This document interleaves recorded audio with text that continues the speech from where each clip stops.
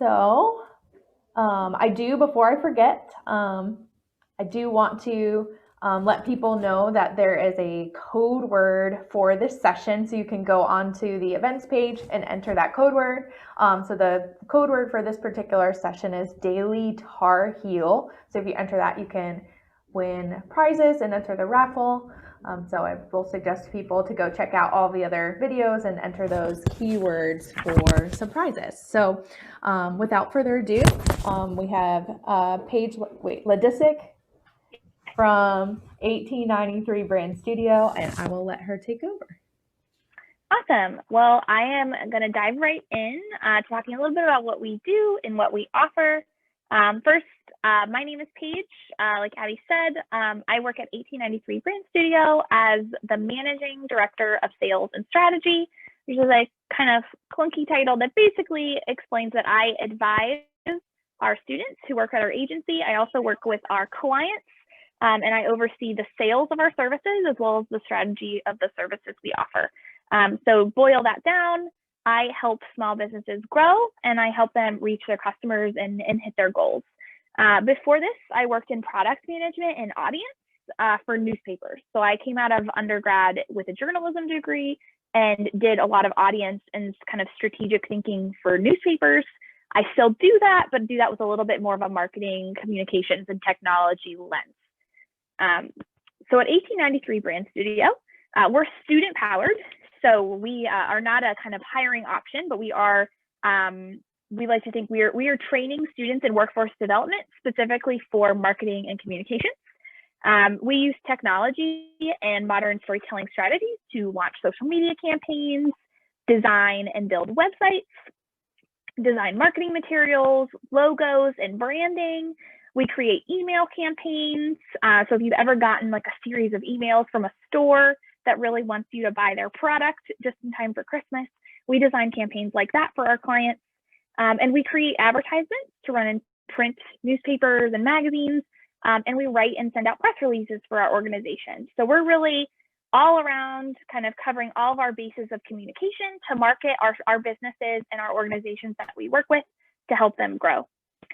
So we use what we already know about communications from studying them in school and just doing them as young people. So a lot of our employees are between the ages of 18 to 24.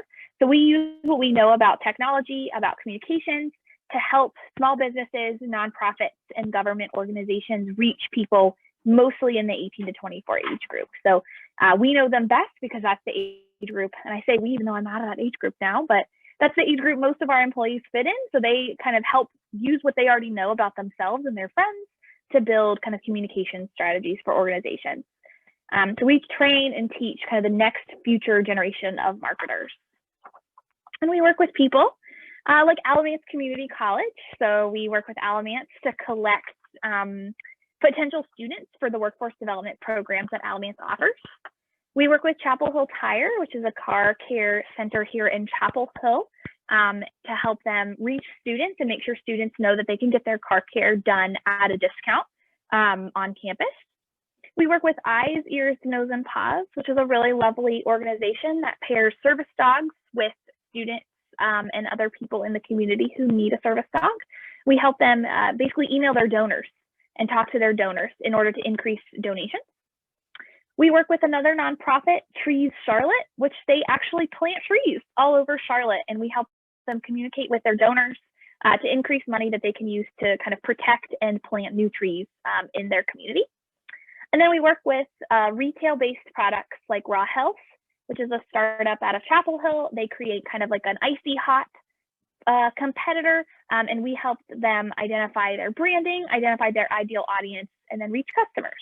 So those are just a few small businesses that we help thrive, reach new audiences, and grow. So I want to talk a little bit about some opportunities in the communications and technology industries because we work with these industries quite a bit. We are an expert in these industries, we like to say. So if this is the kind of industry you're looking at, there's so many opportunities in this space. One, if you are interested in communications and technology and where they kind of combine, you can own and operate your own business. So it really can be any kind of business, but if you know anything about marketing, about social media strategy, about communications, It allows you to grow your business and run your own marketing, reach, new customers, design your own logo, and all these different kind of things that you can do just to market your own business. If you have skills in marketing, graphic design, photography, videography, web development, beyond, you can offer freelance services. This industry is really, really popular with freelancers. And if you have these skills, that's a service that you can offer. Large agencies and firms hire people to work in marketing and communications in very specialized areas. So most agencies, and when I say agency, I mean someone who just offers marketing and communications work, they hire people to be full-time graphic designers, full-time kind of technology product managers, full-time social media strategists, and beyond. Day-to-day responsibilities really vary because you can be working with any number of clients, doing any number of projects, specializing in some very specific and valuable skills. You can also work in-house. So organizations hire people to work in-house for them. Usually these are people who've grown, they are able to scale up, and now they're able to say, we're going to have a small team or maybe even just one person who runs our communications arm. I know Alamance Community College has a team of people, and that's an option in this industry as well. You can offer business support or management services. So when I say this, I think of places like the Chamber of Commerce. These organizations are all over the country and are hiring people who know about communications, know about technology, know about graphic design, photo, video, web development, and beyond. And they hire them not only to help their organization, but also to help their members and other businesses in their community thrive. You can also work in product management for technology solutions. So there's so many technology solutions out there for small businesses these days, even Zoom. Zoom is just one of many examples, but there's HubSpot, which is a sales software, Hootsuite, which is a social media software, and even social media platforms like Instagram and Facebook. They are hiring people to manage the product and manage the technology that makes their product tick. And that's a really big industry opportunity in communications and technology. So as I mentioned, we only hire students who are at UNC. So we're not a hiring opportunity, but we know a lot about our industry, and we know that it's constantly growing and that businesses all over the country are constantly looking for help in this area. So it's a really big opportunity. And I wanted to share how we use STEAM in our day-to-day life as communications professionals. And most communication professionals use the same thing. So we use art every day. Everything we do kind of comes back to art because we try to be very creative in the solutions that we offer. So graphic design, photography, videography, and beyond. But we are also using technology. So we're using the most updated graphic design software, most of the time Adobe. We're using the top technology in social media and analytics gathering. So actually seeing like who is viewing the content we're putting out, how did they get there, what did they do once they got to the website we wanted them to end up on and beyond. And then marketing software. So we're actually building kind of journeys for our customers to follow using technology and software. So art and technology are a really big part of what we do in communication. Some soft skills this industry values. There's 3 really big ones, and I'll preach about these all the live long day. Communication, of course, we're communicators, so we have to be good communicators. Communicating with our customers and with each other is crucial to what we do, not just in a remote world, but always. We want to make sure we're telling our current customers as well as former customers and prospective customers what we're up to so that we can grow our business, continue to offer the top services, and get feedback from them as we go. Teamwork and collaboration are necessary because we require people to collaborate across teams. So if you've ever received a brochure, if you've been handed a brochure, that brochure is going to be designed by a graphic designer, but the words in the brochure were probably written by someone else, by a copywriter, right? So you've got to be able to collaborate across teams. And then creative problem solving. You can do a lot in this industry if you're just able to look at a problem and come to some sort of solution. You get your hands dirty, you really dig in, and you figure it out. Sometimes you don't know everything you need to know, but if you're creative and ready to try, it can get you really far. So those are our 3 kind of soft skills. And that's all. So I know that Abby has some questions for me as well, but you can learn more about us at our website. You can also email me if you have questions about this industry, and I'd be happy to answer those. All right. Awesome. I'm like, I feel like I need to clap. That was great. Awesome. So if anyone that's in here does have any questions at any time, just feel free to unmute and or type it in the chat and I'd be happy to ask it. A lot of the questions that I have are really related to your career itself and then also being like a female in that industry. Sure. So first of all, I'm just kind of curious, like, how did you get your start in your career and what has kept you still working at Chapel Hill? Yeah. So I went to a 4-year university and I studied journalism. Um, right out of college, I kind of realized that being a straight up journalist was not up my alley. So I ended up working in something called audience engagement, which is actually helping journalists engage with the people who need to read their content. So helping readers find out about subscriptions, helping the people like editors at a newspaper use social media and write headlines and those sorts of things. And what I learned in that job, which I loved, was that I loved the mission and I loved what we were doing. But the thing I loved most was seeing a problem that an audience was facing and learning how to solve that problem. So that brought me to marketing kind of through a kind of twisty path. And I actually taught myself a lot of what I know because it wasn't something I could study during my 4-year university. It wasn't the technology, the communications, those sorts of things weren't something I could learn. But I knew that I loved presenting problems or presenting solutions to problems that clients and our audiences had. And so marketing felt like a really natural step. I actually worked in Chapel Hill at the student organization as a student, as an undergraduate. So it was a really natural step for me to come back to work as a full-time employee. So it's definitely a different path, definitely a passion to get here. But I knew I was passionate about journalism. I was passionate about the audiences. And this was a really awesome way for me to pair my interest in providing solutions and my passion for the mission that we have. Oh, that's great. It's kind of like full circle. Exactly. Oh, awesome. Exactly. Great. And I guess like as I said, I'm an instructor of music, so this is not necessarily a field that I know a lot about. But do you have, I would say within marketing, is it a fairly male dominated field still? It's Or how really is it? interesting. It's really interesting. So if you look at the students that are leaving the schools that are teaching this, and not just Chapel Hill, but a lot of these schools, even the 2-year programs that are teaching it, master's programs that are teaching it, all these different programs, these are women-dominated classrooms. Like you walk into the classroom and the instructors tend to be women, the students tend to be women. Then you get to the work, and it's a very different game. Public relations has always been a women-dominated, but when it comes to marketing, that's more businessy. So it does tend to be more male dominated. So I'm definitely sticking my neck out there sometimes. My supervisor and I are both women. We're primarily women at our organization. I would say probably 60 to 80% here. But when we're actually working with our clients, most of the time our clients are men. And these are the people making the decisions, making the business calls, getting the numbers and things like that. So we're training our students to get out there in an industry that's definitely dominated by men. It's interesting because all the students leaving the schools predominantly are women. So it's interesting to see. It's like I worry. I'm like, where are they ending up? Because you're not actually seeing the representation once you start working with the businesses. But it's certainly still a male-dominated field. It's increasing. It's changing. It's becoming more diverse across the board. But there's definitely still a really strong issue with that. I like to think I'm a good role model for my students here because I am out there doing it, and I'm kind of toughing it out. Sometimes we've got clients who definitely are a little tougher to work with, probably have a little bit to do with a woman in marketing and not always listening to what I have to say.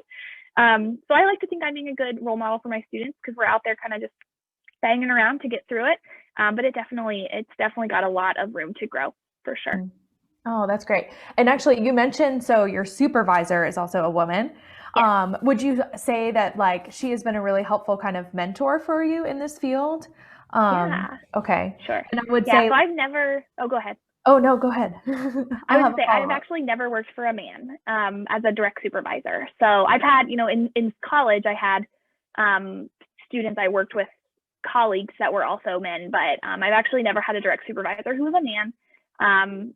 My direct supervisors have always been women. I've worked with people who are higher up, but my direct supervisor, who I directly report to, has always been a woman. But in this case, yes, it is really wonderful to have a mentor, and to have a person who can be like, am I wrong? Or was that kind of, like, did I make this up? Am I overreacting? It's just really helpful for that validation. Because sometimes I think when you are a woman in a male dominated industry, you maybe do feel like you were talked over in a meeting or not listened to, or maybe your idea was repeated back to you about 15 minutes later as if you were not the person who said it. And when you don't have a person that you can kind of be like, did that just happen?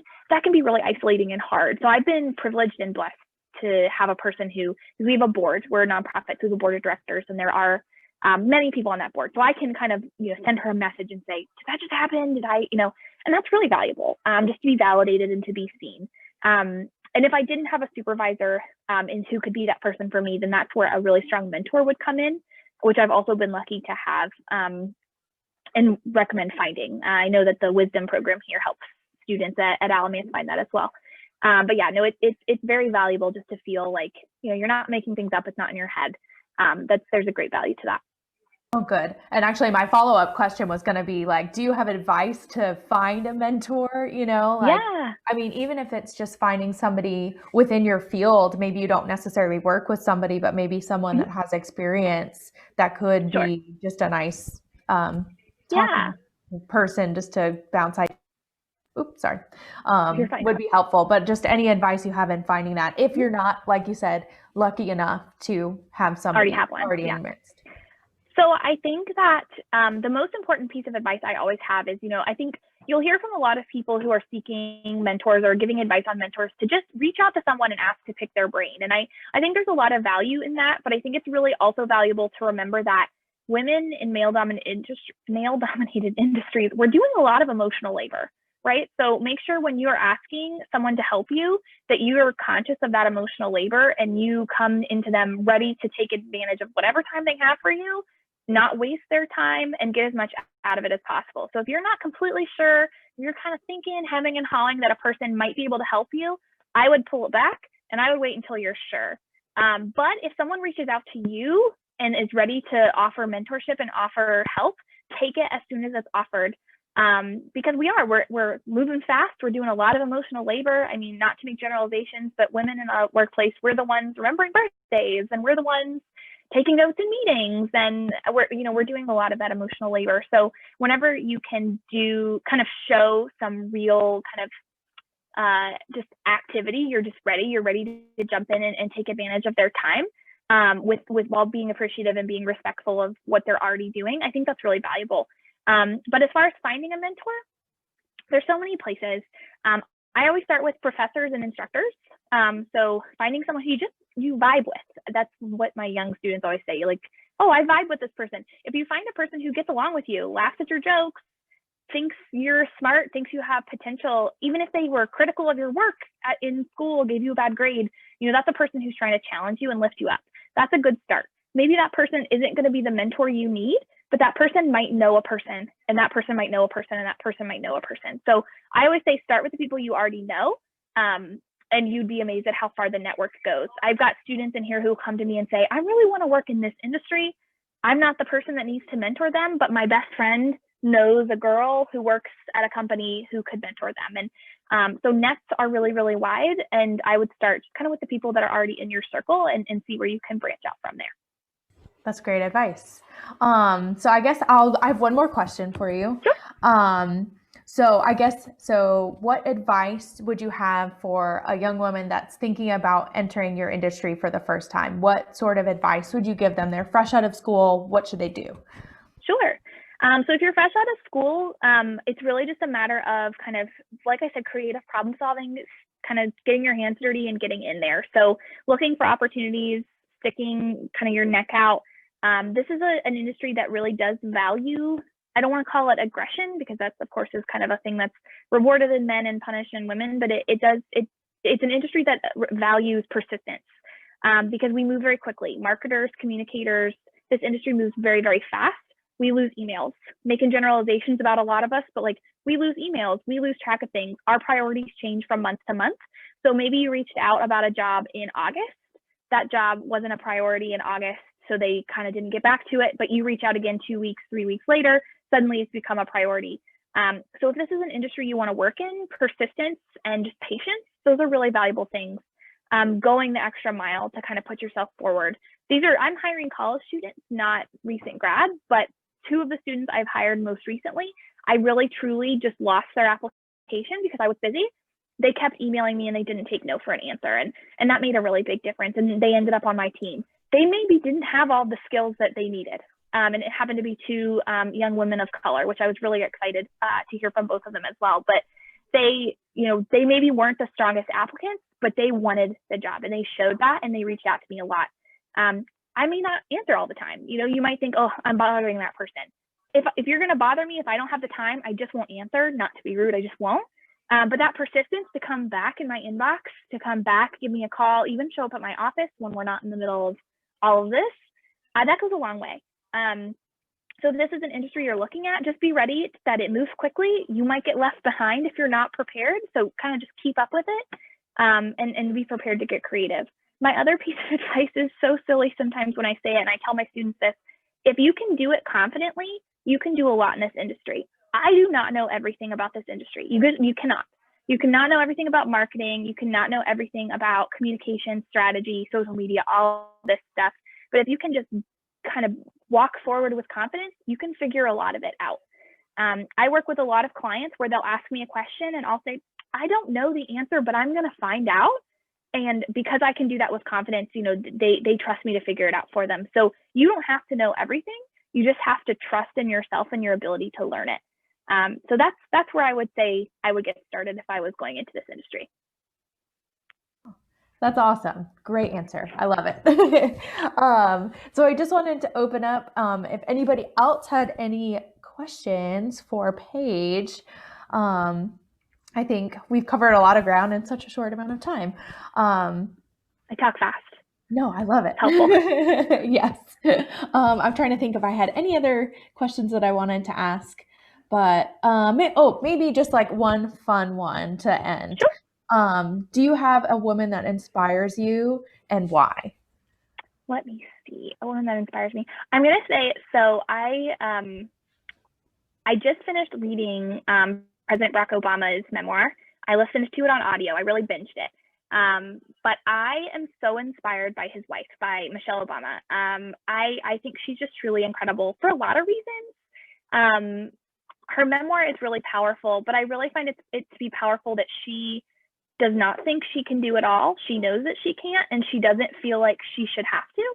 And when she wrote her memoir and when she talks kind of publicly now, she kind of accepts, you can't do it all. We need help. People need help. You have to ask for help. If you have to get a nanny because you're working full time, that's the thing you have to do. If you have to have a dirty house because you don't have time to go to class, work, and clean your house, like, you've got a sink full of dishes. It just is what it is. And it's really inspirational to see that she's a woman who's climbed so far and has done so many amazing things, but is not trying to tell us that like she did it by doing everything that society tells women to do. So I feel like that's probably a very like predictable answer in a way, but hopefully not for the same reasons as everybody else. I just feel like she's very open about not being able to do it all, but still being able to achieve a lot of really amazing things and represent a lot of people. Oh, no, that's wonderful. Actually, I saw just a thing yesterday that said the 40-hour work week is a thing of the past. Yep. So if your house, if your house is dirty or you haven't done the dishes, or laundry, you don't feel bad because we're all in it. We're working way more than 40 hours, I would think. So I saw the same thing. It was something like, the 40-hour work week was invented back when it was standard for people to have housekeepers, childcare, parents who lived in the home to watch the children, things like that. So that the 40-hour work week really was. And so we feel now, especially women, that we are supposed to work 40 hours plus a week. Let's be real. Come home, take care of our children, which I do not have children, but if I did, I would be dead on my feet. Let's be real. If my boss has 3, I don't know how she does it. And make sure my bed is always made, right? Like, I'm supposed to do all those things at once, and that's a little bit more than I think is reasonable. So that's really fun. The book, I just go off on Tyra, sorry, but the book Fair Play is really cool. Also, it's a book about even division of like workloads and emotional labor in households and in workplaces. And that's really cool as well. It kind of shows how the 40-hour work week makes sense for men because they're not expected to do as much of emotional labor. But for women, it really is not a fair game.